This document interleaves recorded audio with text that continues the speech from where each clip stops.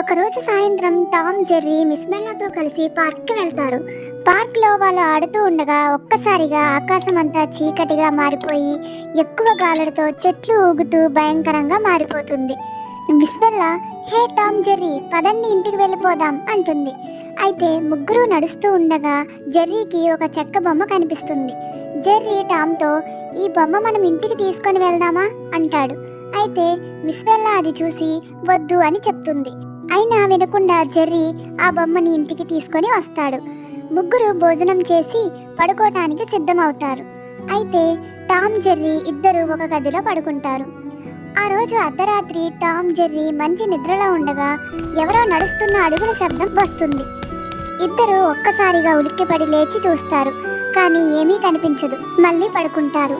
ఆ అడుగుల శబ్దం మళ్ళీ వినిపిస్తుంది. ఇద్దరు భయంతో చుట్టూ చూస్తారు, ఏమీ కనిపించదు. అయితే సడన్ గా జెర్రీకి దొరికిన బొమ్మ వాళ్ళ వైపు నడుచుకుంటూ వస్తుంది. టామ్, హే జెర్రీ, నీకు మిస్ బెల్లా చెప్పిందిగా ఈ బొమ్మ తీసుకొని రావద్దు అని అరుస్తాడు. టామ్ భయంతో పరుగు తీస్తాడు. జెర్రీ నవ్వుకుంటూ, ఆహా టామ్, నీకు ఏంటి ఇంత భయమా అని ఆ బొమ్మని తన చేతిలోకి తీసుకుంటాడు. టామ్కి అప్పుడు అర్థమవుతుంది ఇదంతా జెర్రీ వేసిన ప్లాన్ అని.